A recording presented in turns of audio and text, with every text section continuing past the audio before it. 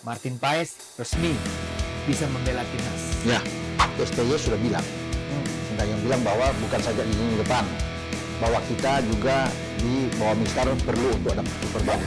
Kira-kira pengaruh apa nih Bung dengan hadirnya Martin Paes buat timnas?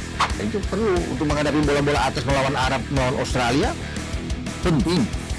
Ya, dengan tinggi badannya dia bisa motong-motong bola di atas. Ya, ketenangan dia bisa bermain dan kita beruntung bisa mendapatkan Martin Paes. Nah, meski 5 lawan kita itu Paes jadi warga negara Indonesia. Kan dia sudah disumpah sebelumnya kan sudah warga negara. Warga sudah disetujui. Pasti sudah bocor kemana-mana. Mancini sebagai pelatih Arab Saudi, Indonesia dapat lagi satu nih. Ya, kita belum tahu yang lagi OTW ini siapa lagi. Karena Arya bilang salah satu exco PSSI ada satu gelandang, ada satu pemain belakang. Kita belum tahu siapa. Waduh.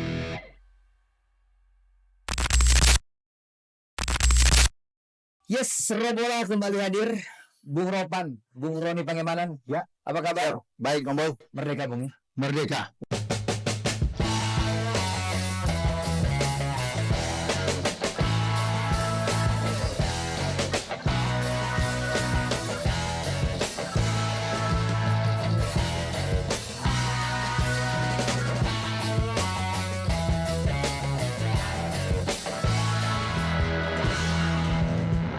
Sengaja kita Harus pakai batik ya. batik. Walaupun 17 kemarin sudah lewat. Iya. Bicara bola tapi pakai batik itu langka. Bung. Langka. Ya. Biasanya bicara tentang pemerintahan. Iya. Tapi kita bicara bola tapi hari ini kita pakai batik. Enak juga ternyata kalau pakai gini ya. Ya kan? Mantap. Menarik ya Bu. 17 Agustus Iya. bicara timnas kita pakai batik. Iya. Gitu kan? Apalagi Dakado kan. Nah, HUT ke-79 ya. HUT ke-79. Luar biasa. Republik Indonesia. Oke, Bung Robat. Ya. Kita bicara mengenai berita terbaru, breaking news juga buat timnas. Jadi Anda pasti sudah tahu semua juga penggemar sepak bola juga sudah Udah tahu ya. Martin Paes resmi bisa membela timnas. Ya. Nah, Bung, kita nggak bicara tentang prosesnya segala macam. Iya, sudah lewat aja. sudah. Iya. Kira-kira pengaruh apa nih, Bung, dengan hadirnya Martin Paes buat timnas? Ya. Pengaruhnya jelas. Ya, jelas ada karena memang titik lemah kita kan salah satu STY sudah bilang. Sintayong bilang bahwa bukan saja di lini depan, bahwa kita juga di bawah Mister perlu untuk ada kiper bagus. Ya. Sekarang kita tim nasional sudah naik ke round 3 atau babak ketiga. Betul. Ini kan tidak mudah, Boy.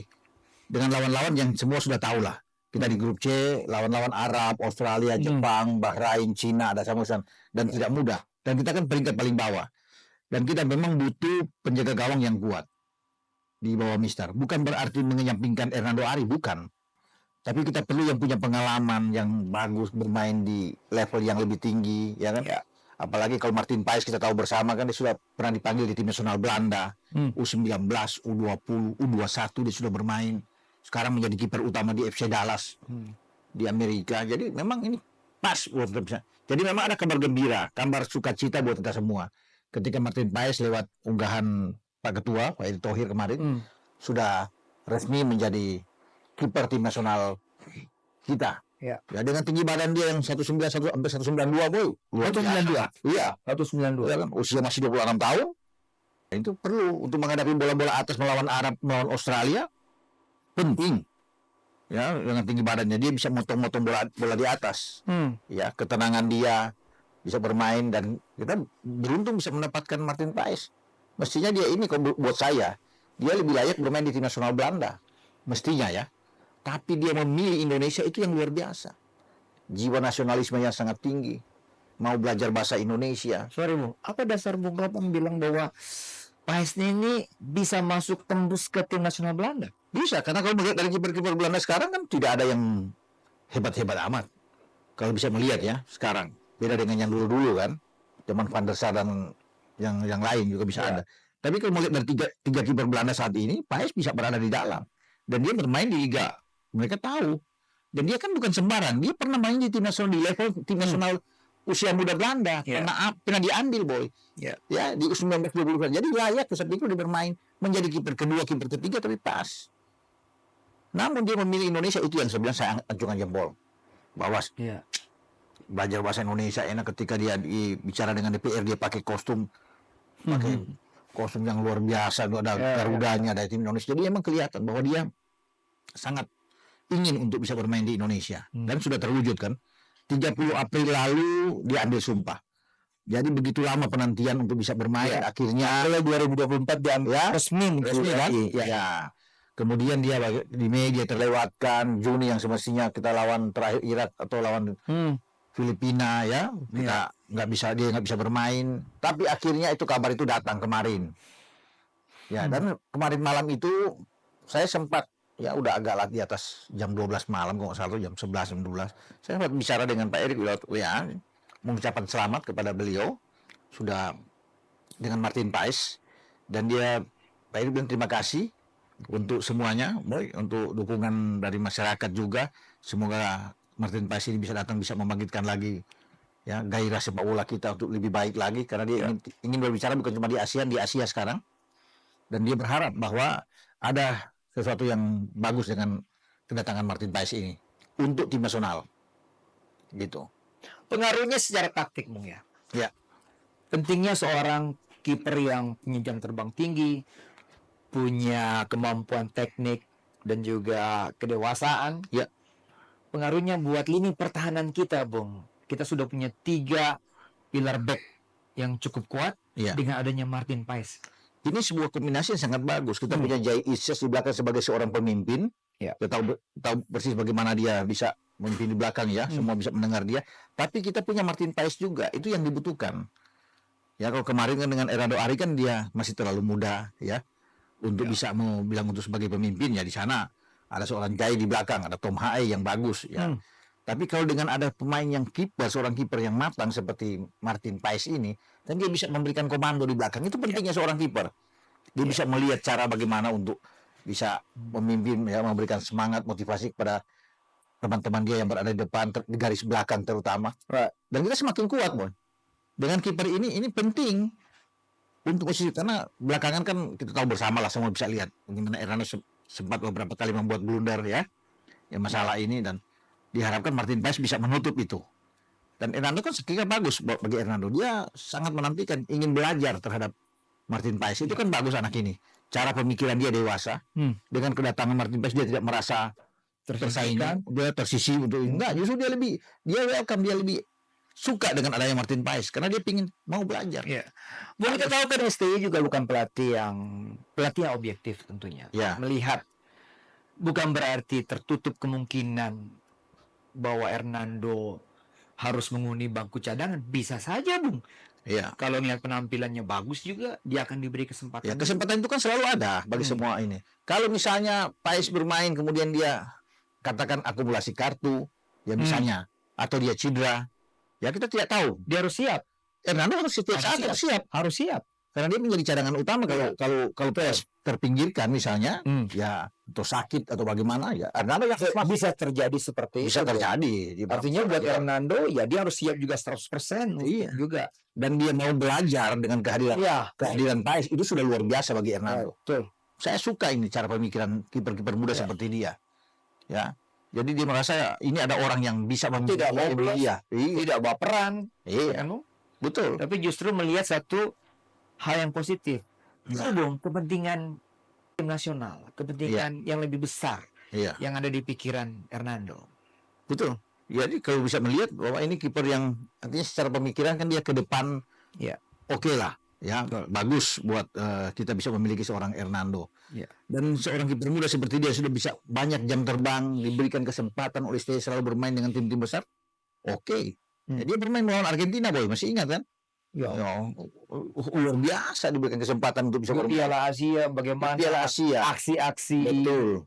Ajaibnya juga bisa menghindari dari kebobolan. Jadi udah terbiasa kan, mau Jepang, mau Qatar, Jordan, Irak, dia semua dia bermain. Australia dia bermain baik, dia kita bisa. Jadi memang kiper yang oke lah. Ya, kalau bisa dikatakan main di U23, main di tim senior. Nah, dengan kedatangan Paes makanya dia merasa ini bagus buat dia. Dia itu yang saya bilang yang tadi kita bahas kan, dia ingin belajar, dia merasa enak dengan seorang Paes, ya. Dia menerima ini, welcome luar biasa bagi dia. gitu. Nah, statistik dari Paes, kalau ini mungkin bisa ada update ya mengenai statistik ya, bahwa dia bermain di 87 laga di MLS. Ya. Itu artinya dia selalu menjadi starter line up. Oh iya, menghadapi Messi, ya kan, ketemu Messi, Suarez, semua kan pemain-pemain bagus.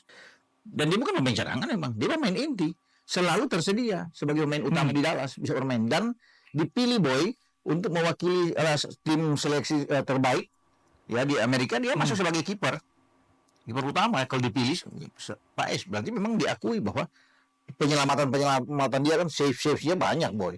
Kalau bisa dikatakan, wah itu dalam 2 tahun terakhir itu bisa menjadi penyelamat yang luar biasa untuk Dallas. Ya. Dan Dallas kemarin mengeluarkan satu pernyataan kegembiraan juga menyambut ketika FIFA sudah resmi mengumumkan Paes bisa bermain buat tim nasional. Dan Dallas senang.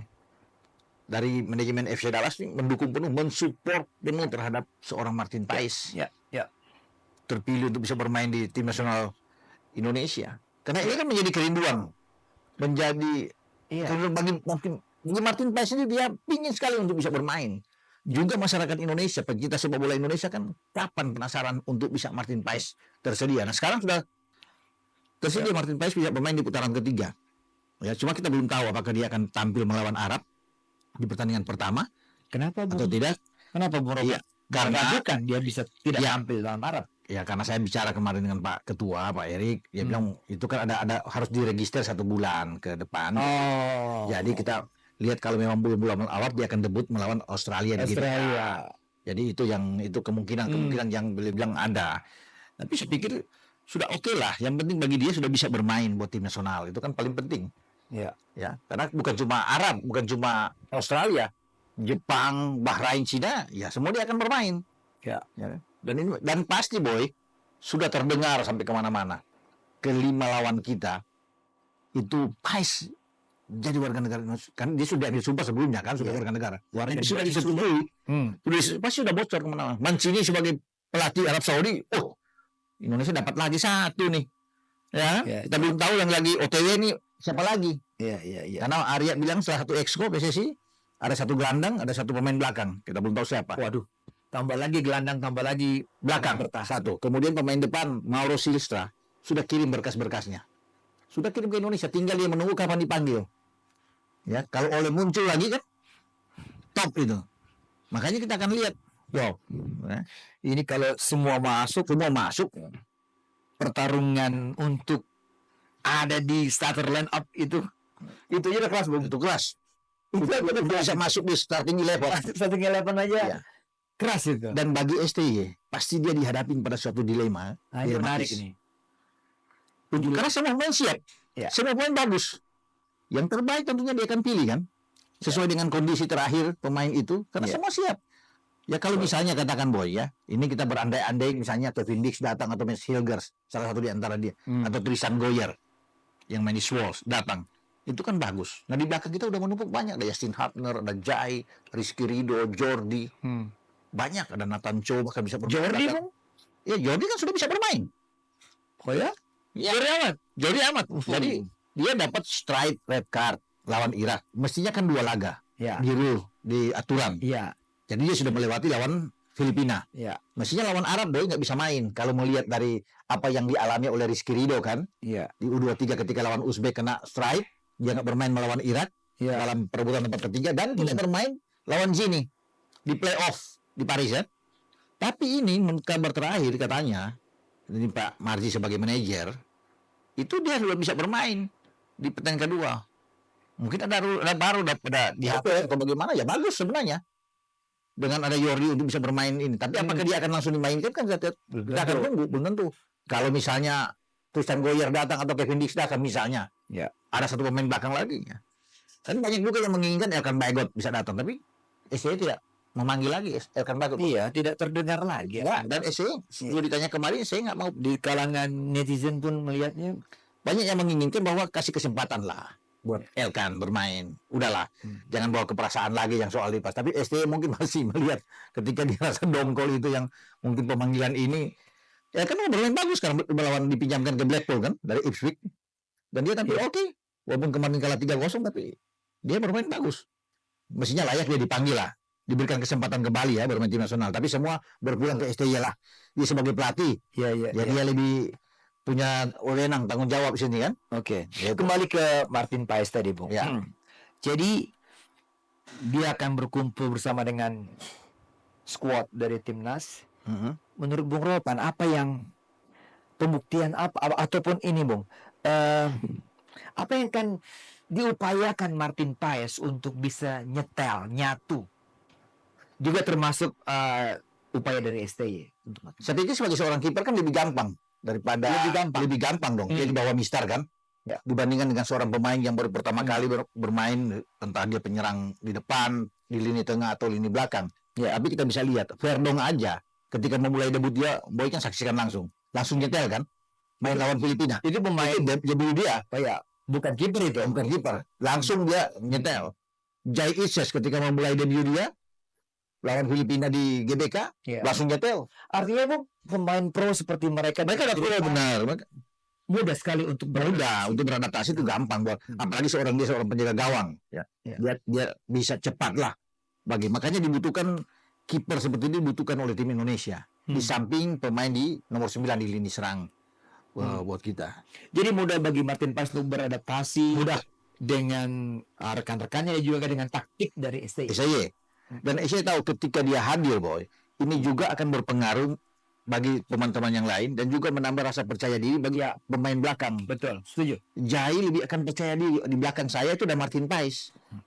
Dia lebih enak, termasuk Rizky Ridho. Ya, termasuk Yassin Habdan nantinya kalau bermain lawan Australia, kalau Yassin dimainkan kan dia nggak main lawan Arab, tapi ini akan menimbulkan percaya diri yang penting bagi seorang penjaga. Kita pikir Martin Paes ke Serie A ya Bung ya? Saya pikir dari sekarang rencana ke Serie A kan Bung? Iya, orang pikir dia akan mau diambil ya di klub di Serie A. Dan dia ingin ke Serie A. Betul. Cuma kan mungkin tertunda. Tapi siapa tahu untuk next. Kalau dia mampu bermain bagus ya pemantauan ini dan dia bisa bermain di Serie A bisa Boy. Iya. Nah, kita kan punya Como orang Indonesia yang punya bisa aja dia diambil. Ya, kalau dia bermain di Como kan Fabregas sebagai pelatih bisa melihat bisa. Seorang Martin Paes siapa tahu. Betul. Nah Bung, kita belum pernah melihat secara langsung di lapangan Martin Paes. Kalau kita hanya melihat dalam tayangan ya di Bung 23 pemain 21 clean sheet. Apa nih kelebihan si Martin ini Bung? Apakah coba image-nya refleksinya Bung?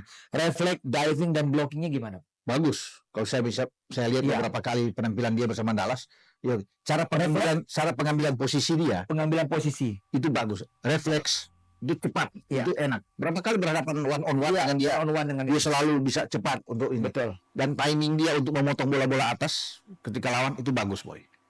Dan dia selalu nggak pernah panik menghadapi situasi yang sangat sulit. One on one Masa lain akan sulit, tapi dia tenang. Dia pandai membaca arah bola. Itu menjadi kelebihan dia. Makanya itu penting kalau dia ada di bawah tim nasional Indonesia. Saya pikir ini akan semakin kuat kita. Karena mungkin STY tahu bahwa di sini salah satu titik lemah kita. Iya. Makanya kehadiran dia itu saya bilang krusial pemain ini. Jadi refleksnya bagus, divingnya hebat, blocking kesempatannya ditunjang dengan tinggi badan dia bagus. Jadi dia tahu keberanian dia bagaimana cara untuk mempersempit ruang tembak lawan ketika datang dia untuk mempersempit. Dia tahu pengambilan posisi dia tahu dan tenang. Itu yang beda keluar dari seorang kiper kan tenang menghadapi situasi yang gawat. Mengambil keputusan untuk one on one maju. Itu selalu tepat Bung. Iya, itu perlu pemilihan yang oke dan Paes melakukan itu beberapa kali, bukan cuma 1-2 kali di Liga Amerika. Jadi dia lihat coba putar lagi ulang bagaimana cara penampilan dia. Jadi sabar buat netizen, kita nonton Paes langsung ketika melawan Australia Bung. Ya, lawan Australia di GBK. Di GBK. Ya, kan? Mungkin lawan Australia. Bung 192. Iya kan? Ada di bawah Mistar. Jadi kebayang tuh. Untuk dia tutup aja. Bisa dia kalau berdiri bisa pegang Mistar. Jadi kalau mau ke atas nggak usah perlu lompat tinggi-tinggi. Dia berdiri aja untuk pegang Mistar bisa. Untuk dia lompat. Itu kan penting. Jadi kalau bola tembakan bola dari luar kotak penalti dia bisa ambil. Mengambil posisinya bagus. Yang paling penting kan pengambilan posisinya. Decision maker Bung kali ya. Dia mengambil keputusan untuk maju, untuk mundur atau untuk motong itu Dan gampang. Dan tipikal seorang pemimpin, boy. Di Dallas itu dia bisa ngatur dari belakang. Penting. Iya. Seorang kiper bisa ngatur dari belakang itu penting. Betul. Ya. Dia cari bola, dia bagaimana untuk melepaskan bola ke pemain-pemain belakang. Betul. Ya kan? Bagaimana cara untuk naik semua. Itu kan dari komando dari dia kan? Iya. Semua dari dia untuk naik atau turun ke belakang. Jadi dia yang memberikan opsi. Nah, itu pasti akan Isis itu akan sangat terbantu. Ya. Itu yang ada. Woy. Betul. Dengan kedatangan seorang Martin Paes di tim nasional kita. Oke. Kita bicara mengenai kiper sekarang. Squad kiper kita ini. Ya. Berarti dengan masuknya Paes, kita jumlahnya 4, Bung. Iya. Ya kan? Berarti harus ada satu yang out. Yang out. Iya. Posisi pertama Martin Paes, posisi kedua Hernando Ari ya. Tidak terbantahkan. Nah, posisi ketiga nih, Bung. Saya lihat Adi Satrio. Masih muda. Satrio. Dan akhir-akhir ini kan terus diberikan kesempatan oleh STY.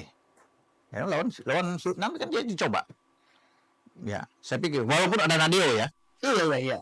Nah, dia bagus, bukan berarti nggak bagus, apalagi bermain bersama Borneo kan. 2 kali menang loh, Bung. 2 kali menang di Liga kemarin. Iya, ada di papan. Ada di nomor 2 sekarang. Iya, jadi ada sama poin termasuk dengan Makassar kan. Iya. juga ada di atas kan. Mungkin Bali satu ya. Bali United ya. Dan kan juga bagus Nadeo bermain sebagai kiper. Tapi semua dipilih nanti oleh STY yang memilih. Kan tidak mungkin 4-4-nya di bawah. Pasti yang di bawah cuma 3, boy. Kalau 3 itu sudah pasti satu tempat Paes, 2 Hernando Ari. Tinggal 3 ini diperebutkan. Kalau Nadeo tampil luar biasa, bukan tidak mungkin Nadeo yang masuk. Karena kita punya pelatih kiper, Bung. Ada 2 loh pelatih kiper di timnya ini. Akan terjadi satu diskusi nih. Kalau melihat Nadeo pun dalam beberapa pertandingan ke depan, dia bagus, konsisten, tidak menutup kemungkinan. Iya, dia akan bermain. Jadi makanya akan diperebutkan oleh Nadeo dan Adi Satrio. Walaupun kita masih punya Muhammad Riyandi masih ada ya. Tapi saya pikir dua kiper ini akan memperebutkan tempat ketiga bagi tim nasional Indonesia di grup C putaran ketiga pra-Piala Dunia zona Asia ini. Jadi itu kalau bicara skuad itu ya. Konon kabarnya terakhir manajer bilang 26 pemain, boy.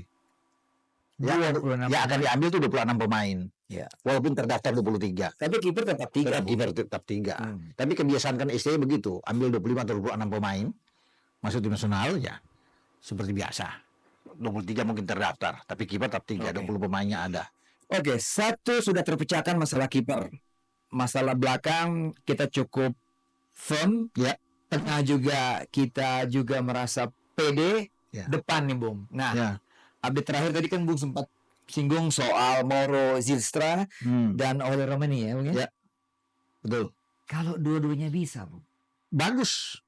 Saya juga mengharapkan, boy, dua-duanya tersedia. Ya, baik Ole yang Ole Romani itu bagus dalam 2 pekan di Eredivisie, boy. Ya, mencetak 2 gol. Ya, lawan Zwolle dia bisa membuat gol, lawan Heerenveen kemarin ada 1-1 draw, dia bikin gol juga. Jadi ini pemain berbahaya juga kalau dia terus bisa mencetak gol, bukan tidak mungkin tim nasional Belanda ambil dia. Iya dong. Ronald Koeman masih lihat kan. Jadi kita bisa lawan Heerenveen ada Robin van Persie. Iya. Jadi kalau nanti bermain ketiga lagi, dia bikin gol lagi. Ya itu kan di Belanda kan di media-media Belanda pasti akan terlihat. Ronald bukan tidak mungkin Ronald Koeman langsung ambil bermain tim nasional. Sama seperti kasus Tijani Reinders kan. Ketika dia lagi bagus dan Milan ambil, tadinya kan 2022 sudah ditawarin. Akhirnya Tijani memilih untuk bermain tim nasional Belanda. Tapi kan ada adik dia yang konon akan masuk konon. Ya. Itu gelandang juga. Gelandang, bos. Eliano Reinders. Bagus. Eliano Reinders. Ini oke. Pemain kalau dia datang benar-benar dia ada. Ini mantap. Mauro Zylstra 19 tahun. Ada darah Bandung, Bung. Iya. U21 Nijmegen ya. Cetak 9 gol di 29 pertandingan. Ya, terakhir di Volendam salah. Wah, kalau ngelihat tinggi badan mantap ya. Mantap. 188, Bung. 188. Shooting kaki kanan keras. Ya kan, umpan juga bagus, bola-bola mati juga oke. Tapi kalau dibandingkan Ole Romani, Bung pilih siapa? Kalau Ole mau, ya dalam 2 ini salah satu, Bung. Dan Erik itu sudah akan memfollow dan sudah diterima juga oleh Romani, sudah sama-sama saling menerima. Dan kalau ini berjalan dengan bagus, disuruh pilih, saya pilih Ole Romani, boy. Karena kan dia bermain di kasta tertinggi bersama dengan Itu Utrecht. dia main di Grade A. Eredivisie. Ini Eredivisie di bersama dengan Utrecht. Jadi saya pikir bagus. Tapi kalau diangkut dua-dua, itu lebih hebat lagi. Jadi berarti kalau oleh ada apa-apa, ada Mauro Silva. Nah, kalau soal pengurusan surat, info terakhir bahwa Mauro Silva sudah beres surat-suratnya. Bung, dua-duanya ini striker Nomor 9. Itu yang dicari STY kan? Makanya kita sangat beruntung kalau dua-dua ini menyatakan oke, dan dua-duanya datang untuk bersalaman dengan Pak Erik. Ini mantap punya, boy. Tapi berkas sekarang yang sedang dalam proses running itu adalah Mauro Silva, yang sudah jelas bahwa dia sudah semua katanya sudah diurus dan tinggal dia datang kapan dia mau berangkat ke Indonesia itu kan. Oke. Nah, bisa aja juga oleh ini sebenarnya sudah mengurus semua ini tapi masih bisa di keep dulu, sama seperti PAS itu yang kemarin langsung ada kejutan kan. Nah, bisa kejutan aja. ini. Ada kejutan lagi dengan oleh Roman ini kan bagus. Ya, ada tanda-tanda ke sana. Tapi tidak akan dari jauh dari dua pemain ini, boy. Kalau bicara untuk lini depan, sudah pasti salah satu. Apakah oleh atau dengan Mauro Silva. Sudah mantap udah. Iya. Gitu. Oke. Bung, kita tunggu kejutan-kejutan lagi. Ya, tunggu aja. Ya kan? Iya.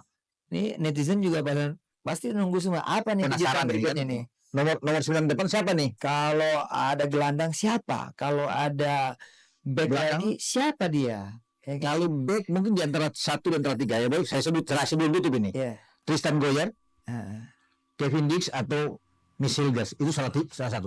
Tidak semua, tapi salah satu kan diambil. Oke. Ya karena terakhir yang beredar kan Tristan Goyer. Jangan lupa kita juga punya Stefano Lillipali yang terus ada di permukaan terus ini, Bu. Ini udah di atas ini. Iya. Tapi apakah dia ambil atau tidak kita belum tahu. Katanya sih dia siap. Dia siap ya? Siap. Tapi STY lah. STY berbaik hati untuk ayo Vano. Lu ikut. Boleh juga. Kita lihat nanti keputusan dari asisten pelatih untuk striker, Bu. Iya, Yong Ki-hun. Dia belum bersuara dia ya. Belum bersuara, tapi kan dia kata terus. Dia cuma kata kasih masukan. Kasih masukan terus. Tapi kalau dia kasih masukan harus diterima. Oke. Thank you, Bu Kopas. Ya, sama-sama. Sampai di sini obrolan Robola. Minggu depan pasti ada lagi update terbaru. Oke. Thank you semuanya. Jangan lupa subscribe dan juga kasih komen. Ciao.